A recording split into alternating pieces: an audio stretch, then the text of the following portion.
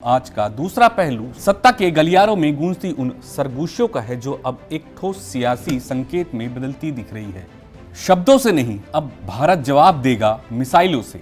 जब दुश्मन सीमा पार से चाले चलेगा तो हिंदुस्तान समुद्र की गहराइयों से आग उगलेगा। भारत की अगली पीढ़ी की परमाणु पनडुब्बियों से निकलने वाली दुनिया की सबसे घातक हाइपरसोनिक मिसाइल K6 अब परीक्षण के लिए तैयार है। इसकी रफ्तार है 92,000 किलोमीटर प्रति घंटा और वार क्षमता 8,000 किलोमीटर से भी ज्यादा। यह सिर्फ एक मिसाइल नहीं, भारत की रणनीतिक संप्रभुता का एक नया शस्त्र है। आज दूसरा पहलू में हम करेंगे विश्लेषण। K6 क्या नया भारत को देगा परमाणु ताकत की निर्णायक बढ़त? क्या इससे भारत बनेगा एक सुपर डिफरेंट पावर? मैं हूं मोहित कुमार साहू और आप देख रहे हैं दूसरा पहलू TV24 न्यूज पर। भारत की नई सामरिक छलांग। भारत अब सिर्फ एक परमाणु शक्ति नहीं, अब वो देश बनने जा रहा है जो किसी भी महाद्वीप पर बैठे किसी भी दुश्मन को महज मिनटों में तबाह कर सकता है। K6 हाइपरसोनिक SLBM यानी submarine launch ballistic missile Bharat की न्यूक्लियर शस्त्रागार में सबसे नई और सबसे घातक एंट्री करने जा रही है। इसका पहला समुद्री परीक्षण जल्द ही किया जाएगा और ये परीक्षण भारत के लिए सामरिक आत्मनिर्भरता, रणनीतिक सुरक्षा और समुद्री वर्चस्व का बड़ा संकेत होगा।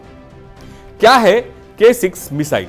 KR6 को DRDO ने भारत की अगली पीढ़ी की परमाणु पनडुब्बी परियोजना SS क्लास के लिए विकसित किया है। 12 मीटर से ज्यादा लंबी, 2 मीटर से ज्यादा चौड़ी और रफ्तार मैक 7.5 यानी करीब 92,000 किलोमीटर प्रति घंटा। इसका अर्थ यह है कि मिसाइल दुश्मन को प्रतिक्रिया देने का समय ही नहीं देगा। इसकी सबसे बड़ी ताकत है SLBM होने के कारण इसे समुद्र में किसी भी दिशा से लॉन्च किया जा सकता है। MIRV तकनीकी यानी एक साथ कई टारगेट्स पर अलग अलग दिशाओं में हमला, हाइपरसोनिक गति जिसे रोकना किसी भी मौजूदा एयर डिफेंस सिस्टम के लिए लगभग असंभव है। MIRV तकनीकी एक से अनेक विनाश। MIRV तकनीकी का मतलब है कि K6 एक ही मिसाइल से अलग अलग दिशाओं में कई परमाणु हथियार गिरा सकती है। सोचिए, एक ही मिसाइल कई शहरों को एक साथ निशाना बना सकती है। अमेरिका, रूस और चीन के बाद अब भारत के पास भी ये तकनीक होगी और यही बनाती है K6 को गेम चेंजर। चीन, पाकिस्तान के लिए यह एक चेतावनी है और अब भारत की प्रतिरोधक क्षमता सिर्फ जवाबी नहीं, निर्णायक भी होगी। परमाणु त्रिक या न्यूक्लियर टाइप यानी जमीन, हवा और समुद्र तीनों से न्यूक्लियर हमला करने की क्षमता। भारत पहले ही जमीन से अग्नि मिसाइलों और हवा से सुखोई ब्रह्मोस के जरिए यह साबित कर चुका है। अब K6 के आने के बाद भारत की सी बेस्ड न्यूक्लियर स्ट्राइक कैपेसिटी पूरी तरह मजबूत हो जाएगी। यानी अब भारत किसी भी हालत में जवाबी हमला करने में सक्षम रहेगा, चाहे दुश्मन पहला हमला कर चुका हो। अब सवाल यह है, क्या इससे भारत को ग्लोबल स्ट्रेटेजिक बैलेंस में नई जगह मिलेंगे? जवाब है बिल्कुल।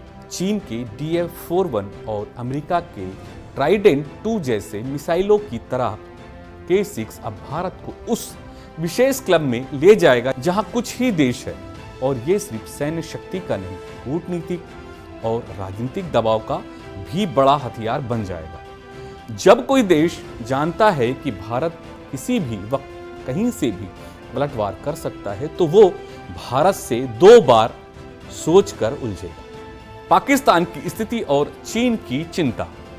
पाकिस्तान की मजबूरी है कि वो चीन की परमाणु छांव में ही अपनी रणनीति बनाता है, लेकिन अब K6 जैसी मिसाइलें सिर्फ चीन के शहरों को नहीं बल्कि पूरे रणनीतिक ढांचे को खतरे में डाल देगी।